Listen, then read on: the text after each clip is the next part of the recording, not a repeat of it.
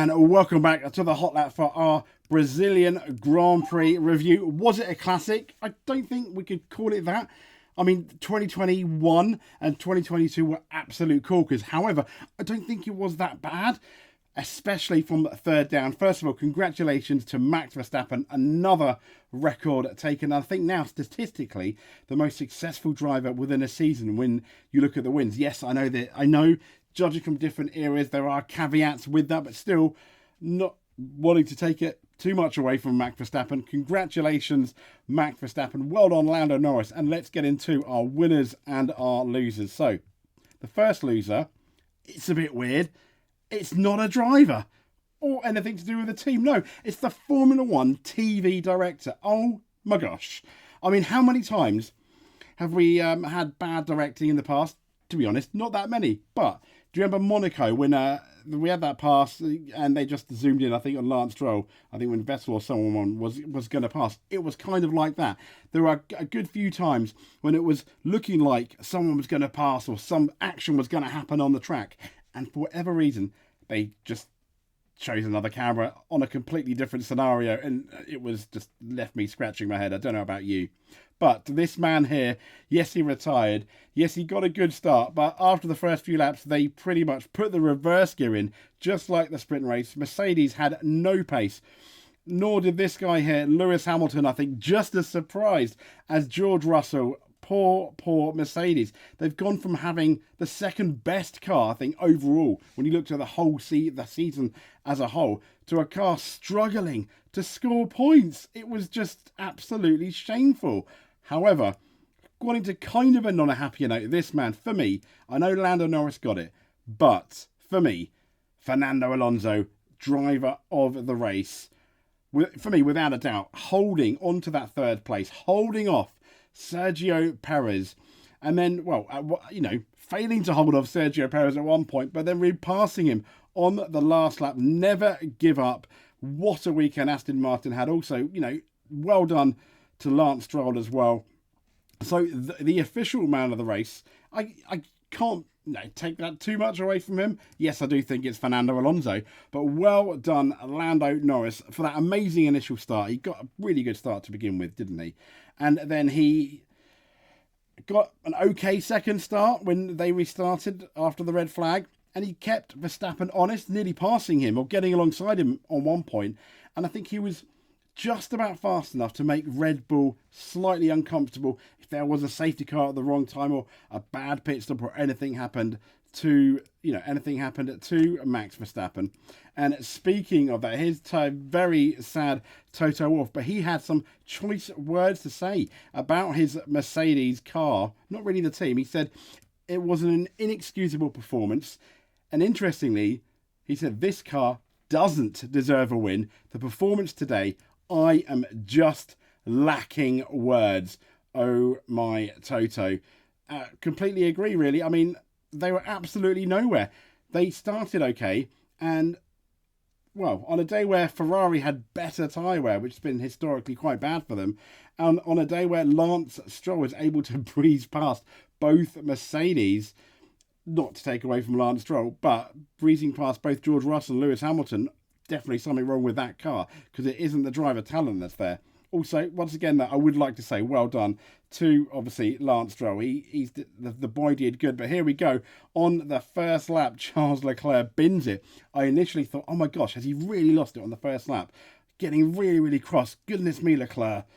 Because, yes, he is known to make mistakes. Then I had to eat my humble Ferrari pie, and it was an hydraulics failure, I believe, for the Ferrari team.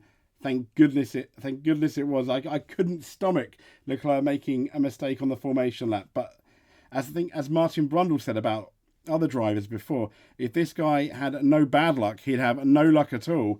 This was the start. And as you can see, Lewis Hamilton on the left of your screen and Lando Norris on the right, about to basically destroy the Aston Martins going into the first corner and be second and third. Well done. But then we had that Albon crash with the Haas driver that ended up bringing out that red flag and pretty much put an end to too many exciting proceedings carrying on.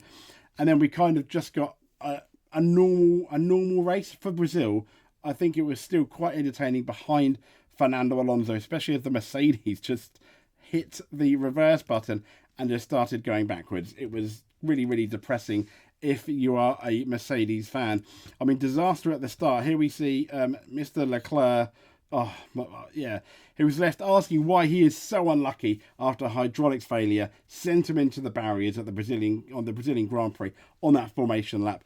Leclerc would have been harbouring podium hopes going into the race, but it turned out he would not get the chance to take the race start. Now, as he made his way around the circuit on the formation lap in P2, he hit the barriers at turn 7. It just looks like, when you did see it on the replay, it just looked like such a bizarre incident. And it was initially unclear what caused the shunt. And then Leclerc came over the radio pretty much saying, no, I lost the hydraulics. Why the bleep am I so unlucky? Why the bleep am I so unlucky? That's from planetf1.com and motorsport.com. It's got almost like a rundown of what happened at the start. Williams driver Albon tangled with both Haas cars, sending him and Kevin in the wall. Starting behind Hülkenberg and Magnussen 13th, Albon had a good launch off the line to threaten in turn 1. But as he pulled ahead of Hülkenberg on the outside, the German was squeezed on the inside teammate Magnussen and couldn't back out of a closing gap in time. Hülkenberg's right front wheel tapped Albon's rear, sending the Anglo tie into a spin, which collected Magnussen. And Albon took the biggest hit as he and Magnussen crashed into the barriers, but both walked away unhurt, which wasn't too bad. And then we got, obviously, the red flag. Here we go. Here's the full result. So we've got Verstappen winning. Norris just 8.2 seconds behind. Not too bad, I don't think. Alonso in third. Okay, 34 seconds behind. But I think for Aston Martin, where they were a few races ago with that update in America, and where they are now, I think they've taken the update on and basically gone simpler, let's say. And it's really worked wonders. Well done to Fernando Alonso, just holding off Sergio Perez. I can't help but feel any other driver, had it not been Alonso or Hamilton or maybe a Verstappen, maybe wouldn't have held off Sergio Perez, and Perez would have got his third, which would have been good for him. Like, solid, but not a great race for Perez then. Stroll in fourth, a really solid, good result, I think, for Lance Stroll. Yes, he did start third, but I kind of feel when you're against Fernando Alonso, he only finished 6 seconds behind him. Carlos Sainz in sixth, Gasly in seventh, both of them getting past Lewis Hamilton, who, as we said, is very sad about his tyres. Tsunoda in ninth, Ocon in 10th. Well done to Yuki Tsunoda, again starting quite far back, but unlike Mexico, not making that mistake and getting some crucial points. We've got Sargent in 11th, so if anyone gets disqualified like in America, Sargent in 11th, yes, it's not looking too bad, is it? Hülkenberg 12th, Ricciardo in 13th, and Piastri in 14th. Our two last, finishers, 13th and 14th. And our two people that ended up starting in the pit lane, but for some weird quirk or rule, they ended up almost being a lap behind, I think, at the start of the race because they didn't follow the safety car, which is kind of embarrassing for two, teams that should know better. So this has got to be one of the races with the most DNFs of the year, because we've got Russell, DNF, Bottas and Zhou, DNF, all three with engine issues, some kind of power unit issue.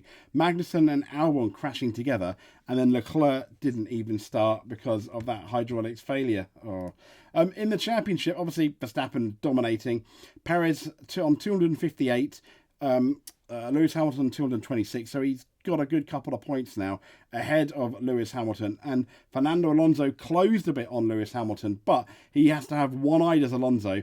He's on 198. Lando Norris is 195. Carlos Sainz is on 192. That fourth place could be very, very tasty going into the next two races. Leclerc on 170, George Russell 156. I think George can get Leclerc. And it'll be interesting when you look at Carlos Sainz and Leclerc, the difference between the two in terms of who could potentially, the difference between the two. When I say who could potentially win between the two, it's a good, we're looking at 22 points. It could be, excuse the noise there, it could be a difficult one, I think, actually, for Leclerc to get Sainz. However, come the end of the season, it will be interesting to see who had the worst luck. I'm pretty sure it's going to be Leclerc. And then 9th, Piastri, and 10th, Lance Stroll. 11th, we got Pierre Gasly on 62. Ocon on 46. So Gasly not doing too bad against his teammate. Albon on 27. Tsunoda on 13. Albon pretty much holding the fort for Williams there. And we've got Valtteri Bottas on 10. 9 for Hulkenberg. 6 for Ricciardo. Not too bad. You can't really judge this weekend for him, can you? Did good in the sprint. Yes, behind Tsunoda this time. It's going to be interesting what's going to happen when they're both at a new track as well.